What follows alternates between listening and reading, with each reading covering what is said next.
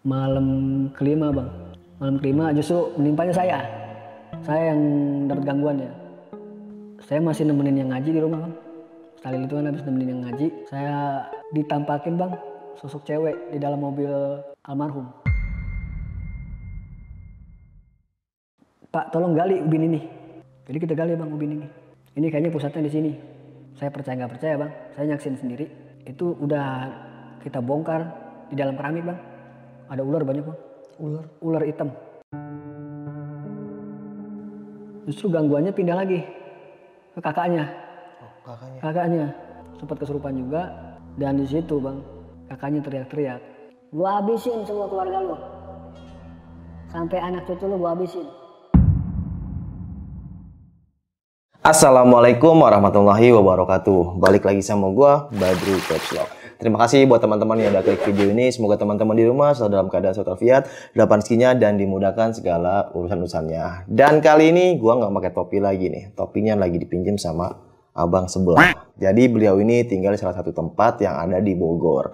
Dan kali ini beliau mau cerita tentang kisah pengalaman horornya. Tadi di belakang layar beliau sempat cerita nih, dan ceritanya itu bikin bulu kaki merinding. Dan juga nih buat teman-teman di rumah yang punya kisah pengalaman horor, jangan disimpan aja, langsung aja kirim ke nomor WhatsApp itu tuh. Kuy, kita gibah di sini. Oke, langsung kita kenalan siapa abang-abang di samping gue ini. Halo bang. Halo. Siapa namanya bang? Faisal bang. Bang Faisal. Tinggal di mana bang Faisal? Tinggal di daerah Bogor. Bogor. Oke, sapa dong bang warga Bogor. Halo Bogor. Sehat-sehat ya. Sehat ya. Grogi sekali nih bang Faisal kayaknya nih. Aman ya bang ya? Aman. Tadi bang Faisal cerita katanya tegangnya di jalan ya bang. Iya, Kenapa tuh bang? Ya baru pertama kali naik kereta juga ya. Ketemu masinis cantik gak bang? Oh, enggak. Enggak ya. Banyak ibu-ibu semua. Ibu semua. Oke siap. Tahun berapa nih bang Faisal kejadiannya? Kejadiannya mungkin sekitar tahun 2019 lah. 19 ya. 19 sih. Siap. Oke, taruh bang Faisal ya. Oke, sebelum kita ceritanya, kita kata syahdu dulu. Tapi enggak deh, kali ini gua mau pantun syahdu dulu nih. Cakep. Belum mulai. 2-3 pentas jarwo. Cakep. Sahabatku baik, tapi sayang dia masih jomblo. Wah, kasihan. Langsung aja kita gibah misteri blow.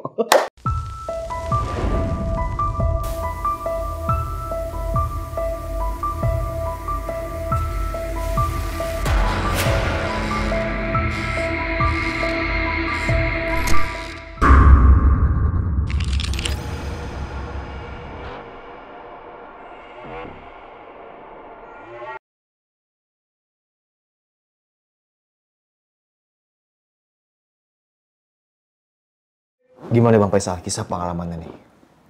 Kisah awal mulanya ini menimpa keponakan saya.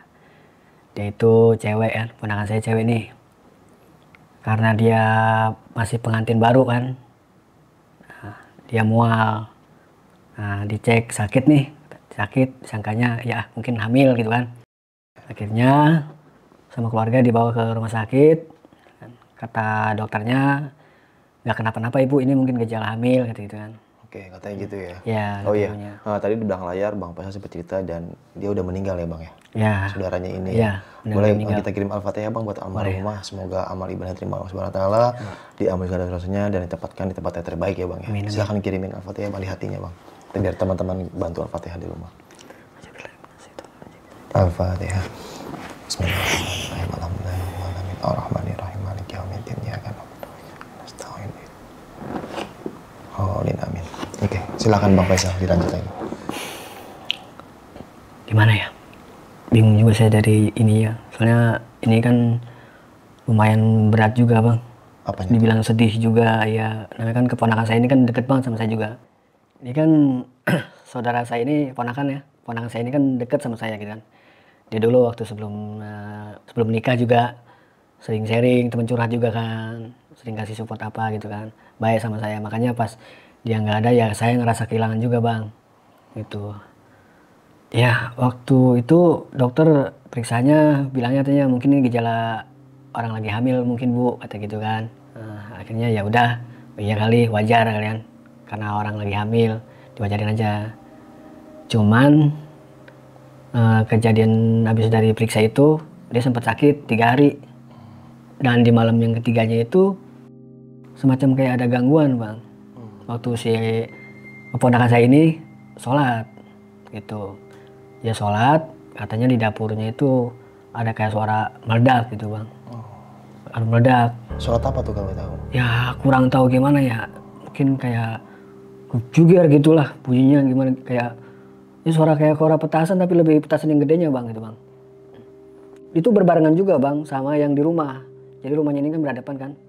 Yang di rumahnya ini ibunya justru ngedengarnya ada yang berisik di dapur, kayak ngelempar-lempar perabotan dapur lah bang. Kayak orang ngamuk-ngamuk gitulah. Habis selesai itu si kakaknya ini, kakak keponakan saya, sempet kesurupan bang. Di pas kejadian itu? Pas kejadian itu kesurupan kakak iparnya.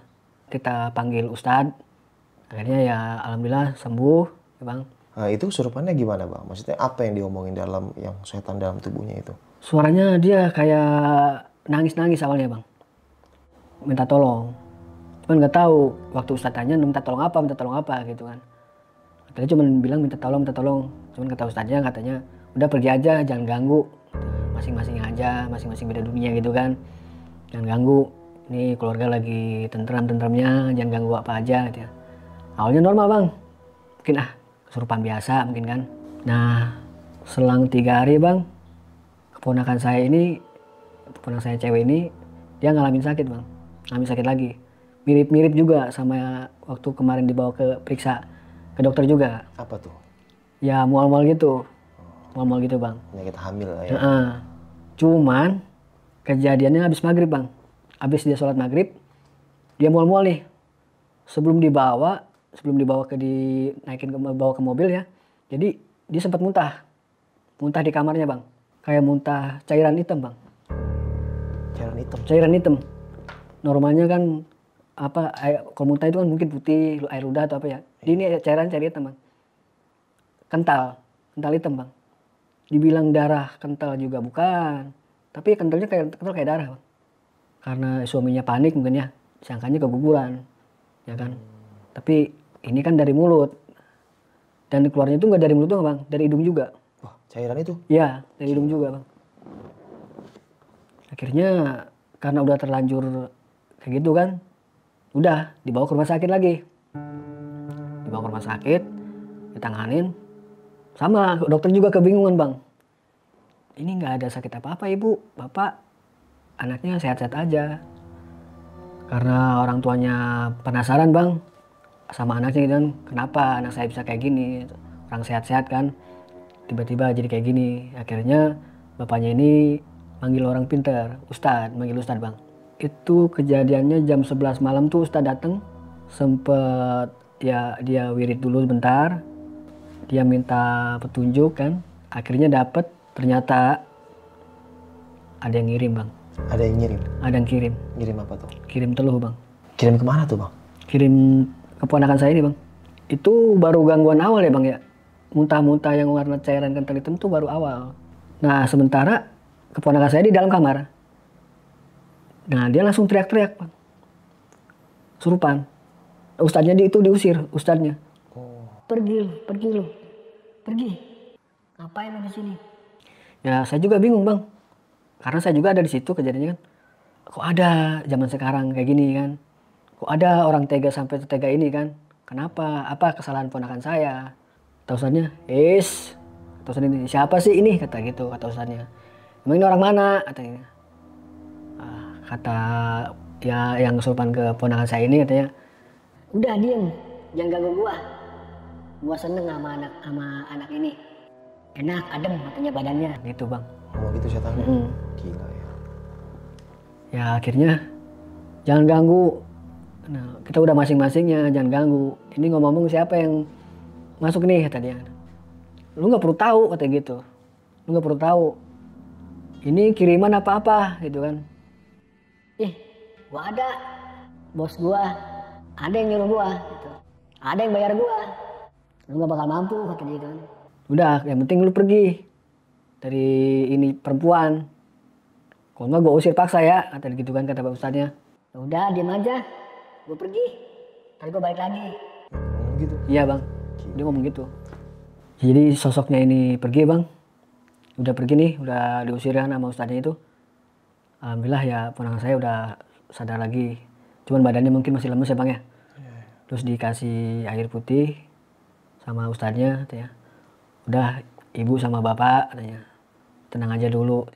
Nah bapaknya ini tetap masih khawatir bang, kira Pak Ustadz gimana ini, apa dia ada yang datang lagi apa enggak gitu, apa gimana, kita antisipasinya gimana.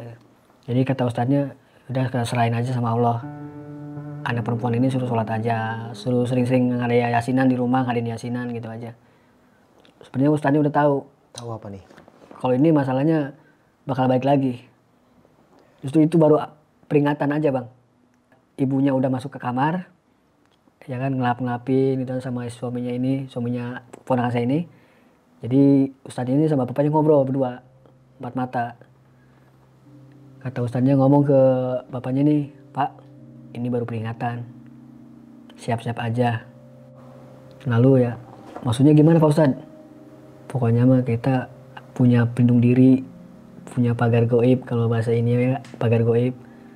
Yang penting banyakin ngadain yasinan di rumah, semua pada ibadah semua, karena ini baru permulaan.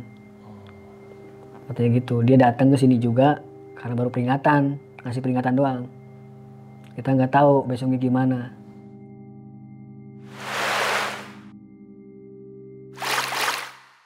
Seminggu dari kejadian itu bang, alhamdulillah almarhum normal, lagi biasa ngobrol lagi sama tetangga gitu kan.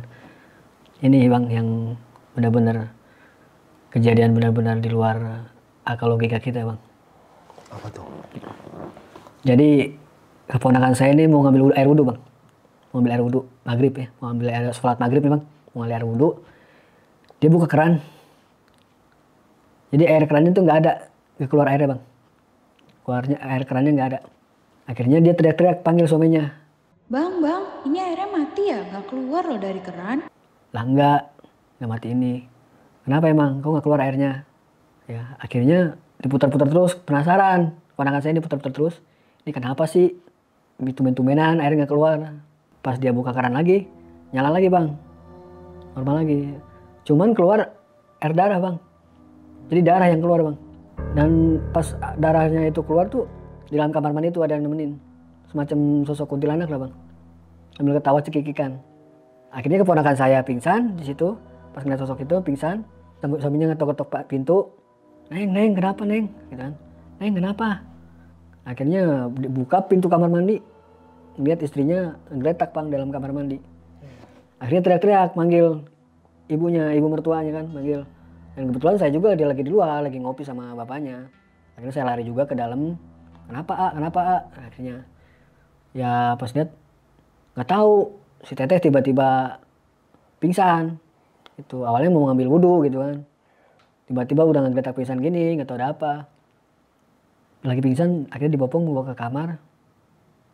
Dan di situ bang, kejadian bener-bener horornya di situ bang. Gimana tuh? Keponakan saya ini kesurupan lagi bang. Matanya melotot, matanya itu nggak ada hitamnya bang, matanya putih semua. Sambil tangannya sambil ngegelepar-gelepar gitu. Akhirnya udah, saya disuruh sama mamang saya ini, suruh manggil ustadz lagi. Bapak Ustadz, tolong diperiksa lagi. Ada apa lagi ini? Akhirnya, kenapa lagi ini? Ustadznya nanya kan, siapa lagi nih? Mau ngapain? Berani banget, datang lagi. Akhirnya ya ponakan saya yang kesurupan ini ngomong. Gue datang lagi, tapi gue nggak sendiri. Banyak teman-teman gue yang udah gue undang buat datang ke sini. Maksudnya apa ini? Tujuan kalian apa? Mau nyelakain keluarga ini apa gimana? Ya kita dibayar buat nyelakain keluarga ini. Gitu bang. Gitu. Iya bang. Nah situ saya nyaksin sendiri, bener-bener gimana ya bang ya? Gak kasihan aja bang sama ponakan saya ini. Kenapa gitu menimpa ponakan saya gitu kan? Apa salah ponakan saya gitu kan? Saya nggak tega juga. Akhirnya ya udahlah, kata ustadz ini, udah kita ngadain yasinan hari ini juga. Akhirnya dipanggil tetangga semua pada kumpul semua kan, tetangga pada kumpul semua yasinan. Sementara keponakan saya di kamarnya itu masih bang. Masih apa nih? Masih kesurupan bang. Oh, masih kesurupan. Iya masih kesurupan bang. Teriak-teriak, bentar nangis, bentar ketawa. Ketawanya ketawa cekikikan. Bahkan yang ngaji yang tetangga yang ngaji di ruang tamu ini yang yasinan itu sempet kaget juga, ini ada apa kan? Kenapa? Si Teteh kenapa gitu?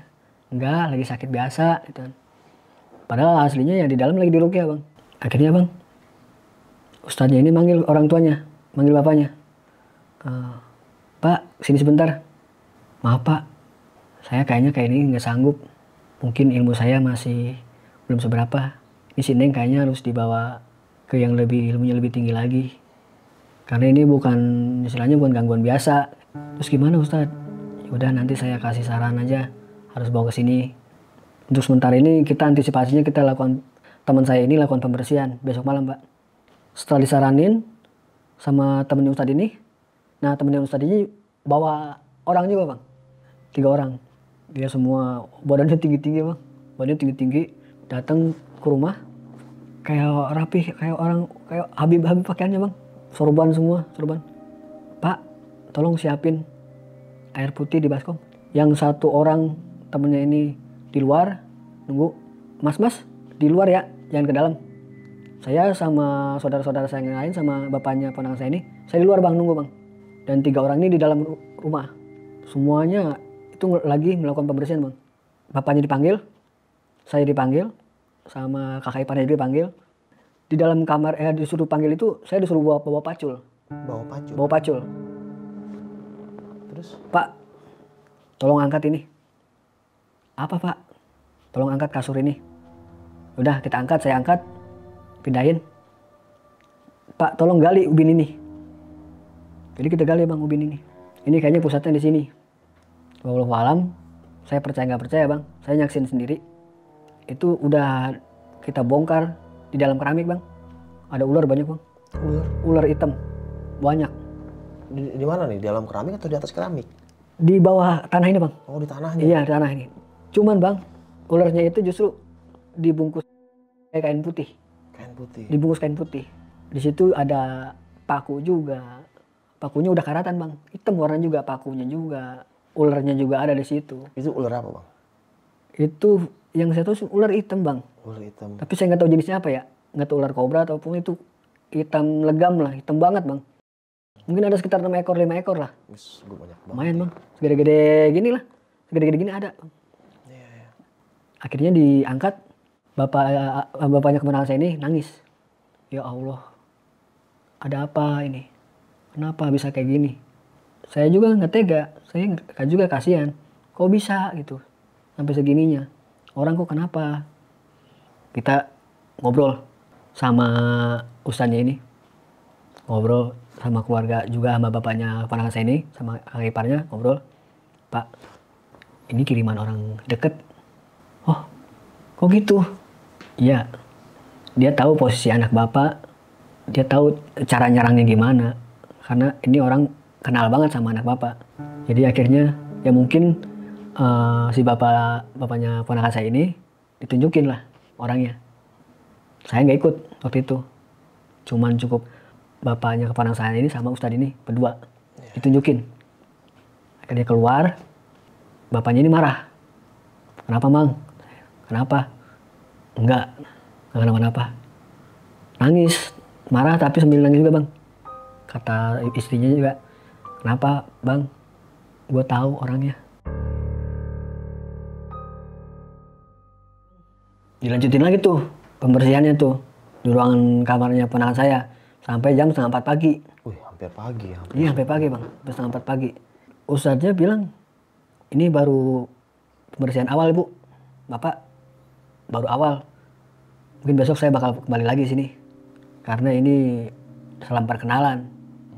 Salam perkenalan dari saya sama orang ini. Dia udah tahu Ibu, saya mau datang. Gitu. Makanya dia kasih peringatan. Ya tadi sama suami Ibu, sama keponakan Ibu juga udah lihat peringatannya berbentuk apa. Ya saya menyaksikan sendiri, bener-bener di luar akal logika kita kan.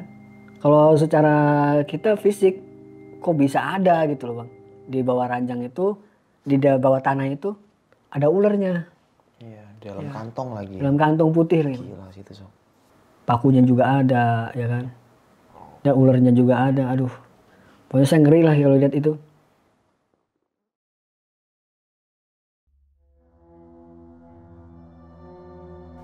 Nah sekitar jam 5 bang, setelah kita pada istirahat kan, habis pada capek gitu kan.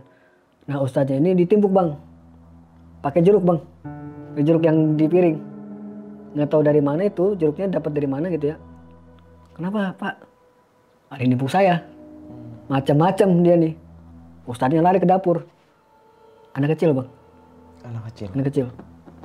Jadi anaknya kecil itu dimasukin botol bang, dibawa botolnya, samperin, nih saya bawa ya bingkisan. Bapak udah tenang aja, ini yang sering bikin berisik di dapur ibu sama bapak, ini yang kemarin bikin berisik di dapur ini, anak kecil ini gitu. Bikin kegaduhan selama ini itu. Tapi ibu tenang aja, selama kita percaya sama Allah ya kan, kita nggak usah takut sama yang kayak gini.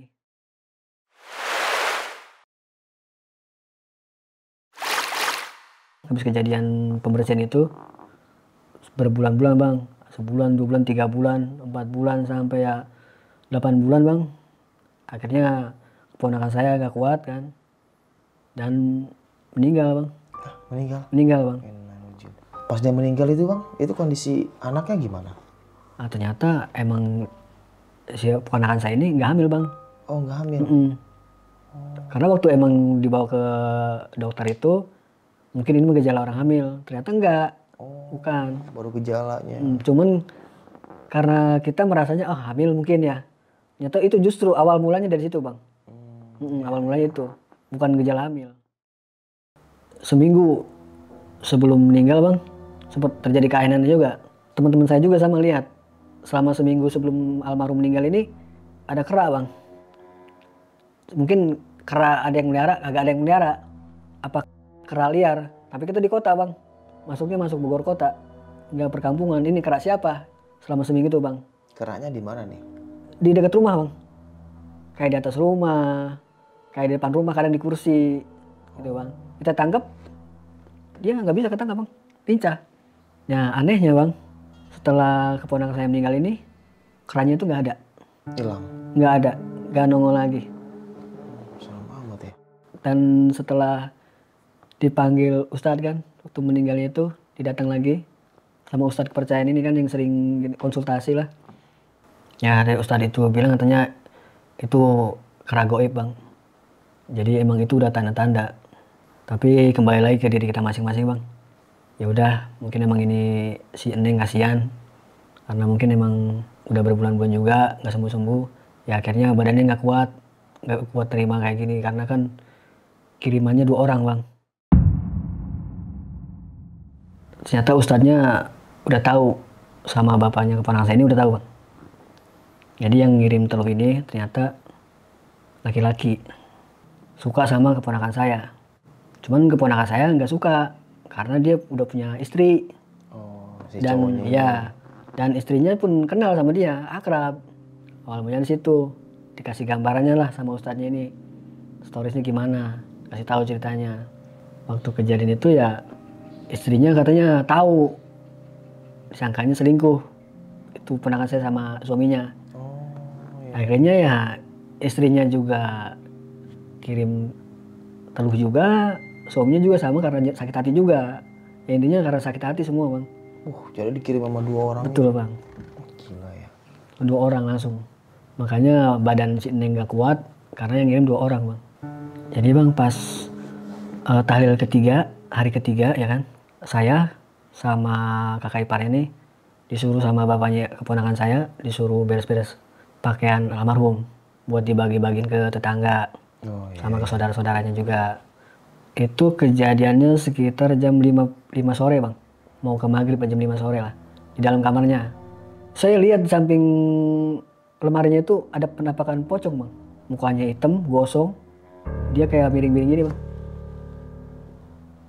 gini. Saya teriak-teriak dong, saya kaget teriak-teriak, bang, oh no apa bang, saya kaget gitu. Apaan sih, kata saudara saya ini, apaan sih, oh no lihat, apaan, cuman dia nggak lihat bang. Setelah saya lihat penampakan itu bang, saya sakit sehari, meriang. Dan kejadian malamnya itu saya waktu nggak datang ke rumah saudara saya, bibi saya ini ikut tahlil, justru ada gangguan di rumahnya ini bang. Saya nggak menyaksikan, saya nggak lihat langsung karena saya sakit bang waktu itu. Jadi ustadznya ini lagi ke belakang rumah, mau kencing mungkin bang. Dia kencing, ada yang nangis bang. Di belakang rumah itu ada yang nangis. Sosok almarhum. Di belakang. Di belakang rumah, sosok almarhum dengan kain kafan full. Itu yang lihat siapa itu?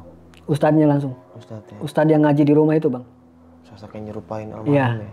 Karena kan di kita ada adat kebiasaannya tuh ngaji, habis tahlil itu ada yang ngaji bang. Sampai jam 4, ada yang sampai jam 3 bang. Iya, ngaji malam itu. Ngaji malam itu bang di rumah. Nah ustadz ini udah giliran dia ngaji bang. Jam 1:30 ada bang, ada. Ke belakang rumah dia kencing. Dia lihat langsung pertama suara cewek nangis. Pak, tolong, pengen pulang Neng, pengen pulang, tapi Neng gak bisa pulang Pak. Sambil nangis-nangis bang. Pas nengok ustadznya, lah si Eneng. Lari bang, lari bang. Kaget ya. Kaget dia. Cuplikan tuh. Dan di situ sempat rame bang. Ceritalah sama ibunya almarhum. Ibunya almarhum nangis. Pak Ustadz gimana? Sampai sok berapa kali pingsan, ibunya juga kedenger. Kok bisa kayak gini? Besoknya semua sekeluarga pergi bang. Buat menangin diri. Dan di rumah masih keadaan kondisi sedang tahlil bang. Cuman ibunya karena udah sok berat kan. Dibawa ke Ustadz. Kita ke Cirebon, mediasi di sana bang. Jadi ustadznya ini ngejelasin bang, tanya korinnya si Neng ini nggak bisa pulang karena berat atau gimana mungkin ya, karena meninggalnya nggak wajar juga bang. Kita lakukan pembersihan lagi, ustadz yang di Cirebon itu kita undang lagi, kita ajak ke rumah. Posisi masih tahlil itu bang, pas tahlil semua, yang tahlil itu, yang ngaji itu bang kita geser ke rumah kakak iparnya, ke rumah kakaknya, dan kita lakukan pembersihan lagi di rumah itu bang. Di hari keberapa tuh? Itu masih di hari itu bang, itu hari itu juga. Iya, iya. Hari keempat kita melakukan pembersihan, itu benar-benar total habis-habisan bang, kayak orang perang. Tapi yang lawannya ini nggak kelihatan justru bang. Tapi ustadznya bentuk fisiknya ada, dia kayak sobek-sobek bajunya, dia berdarah-berdarah gimana. Ternyata dia lagi berantem sama sosok genderuwo bang, penunggu kamar mandi ini justru. Jadi biangnya, pusatnya gangguan ini di kamar mandi sama di kamarnya bang. Setelah lakukan pembersihan itu nggak langsung ini bang, nggak langsung hilang. Justru gangguannya pindah lagi ke kakaknya. Oh, kakaknya. Kakaknya, dia kan punya kakak cewek kan. Dia kena gangguan juga kakaknya. Sempat kesurupan juga. Dan di situ bang, kakaknya teriak-teriak ngomong, Gua habisin semua keluarga lu. Sampai anak cucu lu gua habisin. Nggak ada yang bakal gua sisain kayak gitu. kita sembuhin kan, ustadznya sembuhin kakaknya juga kan. Semuanya di rumah itu semua udah pada chaos lah bang, udah pada berantakan gimana aja bang. Belum yang ngurusin yang serupan, belum yang pembersihan.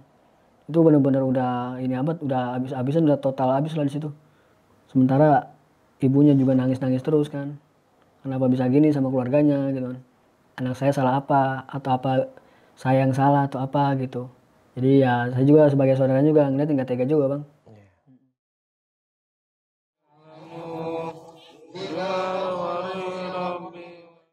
Malam kelima bang, malam kelima justru menimpanya saya yang dapat gangguannya. Saya masih nemenin yang ngaji di rumah bang.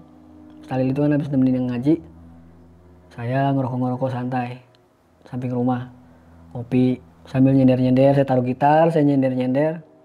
Saya ditampakin bang sosok cewek di dalam mobil almarhum.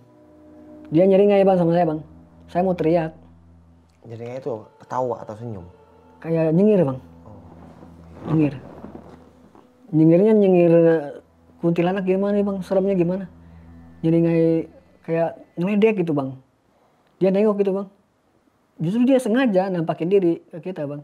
Ke saya tuh nampakin diri. Awal mulanya mobil nyala. Saya kaget bang. Saya mau bangunin kakak saya sama mamang saya. Saya nggak bisa bang, mulut saya nggak bisa ngomong. Padahal saya mau ngomong itu. Mamang saya depan saya, bang, mobil hidup noh, mobil hidup. Saya bilang gitu. Tapi nggak bisa bang, kayak ketindihan gitu bang. Nggak bisa ngomong, badan nggak bisa gerak semua. Dan mata saya tapi ngeliat ke dalam mobil itu. Dia kayak nengok, nyeringai ke saya bang. Waduh kata saya, kok kayak disengajain amat saya kan. Malah disengajain mukanya tampakin ke saya. Maksudnya apa ini? Apa saya punya salah apa sama dia atau apa? Kok ke saya tampakinnya? Tahu sendiri kan saya penakut bang. Malah diliatin kayak gitu. Sampai sekarang juga masih kebayang-bayang bang sama saya. Wujudnya kayak gimana bentuknya. Nah, rambutnya panjang kayak gitu bang. Sosok penampakan itu kejadian kira-kira 2 menitan ada lah bang. Apa yang 2 menit nih? Penampakan ini. Nongol 2 menit? Iya. Lama juga ya? Iya. Setelah penampakan itu bang, setelah 2 menit itu saya baru bisa ngomong bang. Baru saya bilang, saya bangun memang, mang, itu di dalam mobil ada apa? Apaan sih? Kata dia gitu kan. Apaan sih? Oh, di dalam mobil ada apa? Bangun dia. Oh, kunci mobilnya di gua. Kata mamang gitu. Lah mobil hidup bang. Emang mobil hidup? Masa? Iya, mobil hidup. Akhirnya dicek lagi ke dalam mobil. Kayak nyium bau parfum bang. Parfumnya wanginya wangi melati justru. Dan mamang saya percaya. Ada yang main ke dalam mobil gua. Tadi kata mamang saya gitu. Dia percaya sama saya. Udah akhirnya saya tidur berdua sampingan dia sama dia kan. Habis itu diganggu lagi bang. Tapi kali ini kaki saya diseret. Kayak ditarik-tarik gitu bang. Apaan sih? Mamang saya bercanda nih kayak gitu kan. Nah kaki saya ditarik-tarik. Saya marah dong. Saya bangun. Lah mamang saya tidur sambil saya kan. Nggak ada yang narik-narik lah. Terus tadi siapa yang narik? Ya akhirnya udah saya tidur lagi takutan bang itu. Takutan.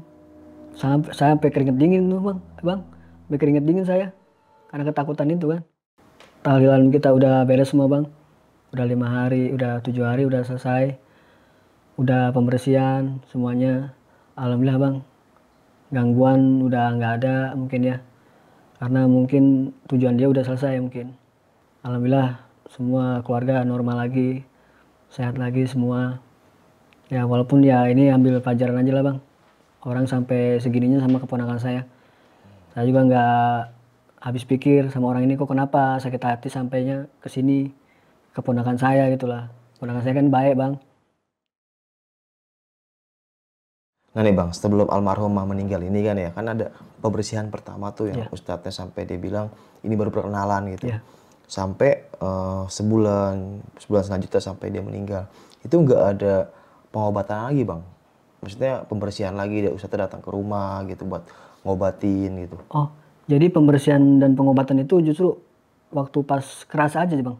Oh pas kerasa waktu baru pas ada diobatin. kejadian aja. Jadi kalau misalkan kita di sehat-sehat aja, nggak ada pemeriksaan lagi. Justru dipanggilnya itu pas ada kejadian, ada gangguan, dan ada yang kesurupan udah. Baru dipanggil bang. Tapi si almarhumah ini sempat dibawa ke dokter bang atau rumah sakit gitu dirawat? Sekali 2 kali doang bang. Sekali 2 kali doang. Terus kata dokter apa itu penyakitnya? Ya sehat-sehat aja bang. Nggak ada penyakit medis apa-apa. Dari pihak dokter gitu nggak ada? Nggak ada. Nah terus badan bisa kurus tuh kenapa tuh?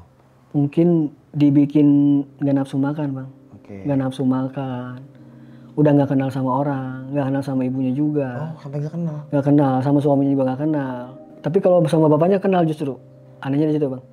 Sama bapaknya kenal. Neng, bisik-bisik juga walaupun ngomong bisik-bisik. Neng apa yang pengen apa? Pengen makan. Nah bapaknya nangis. Tuh, Bu, si Neng pengen makan. Ya badannya sampai tinggal kulit doang bang.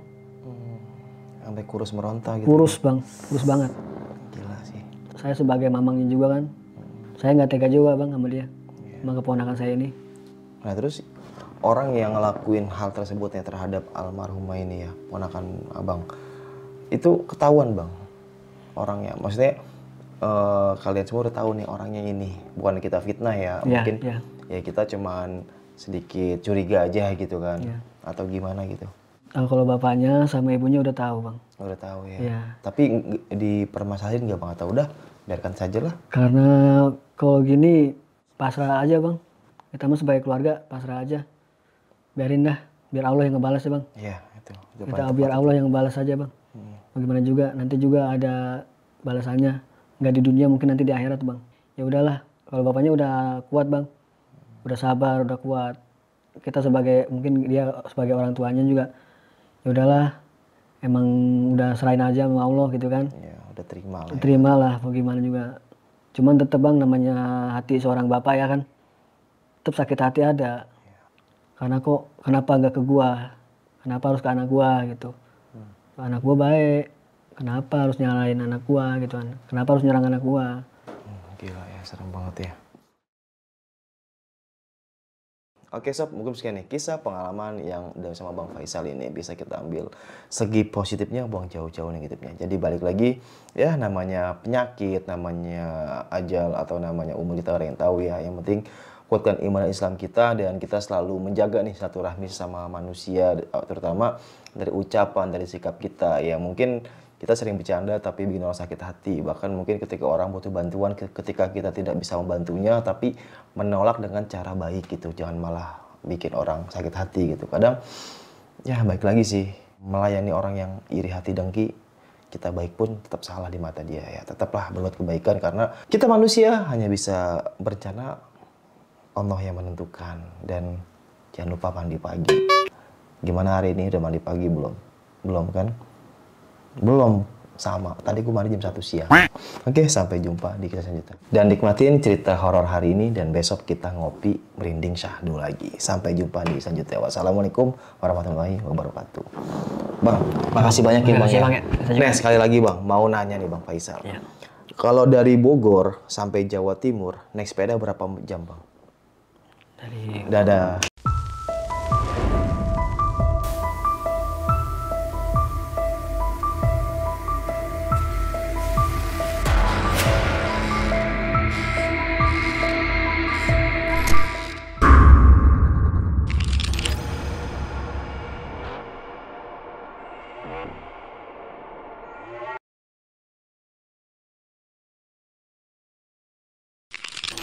Buat kalian yang punya pengalaman horor, langsung aja chat ke nomor 0877 1671 53372.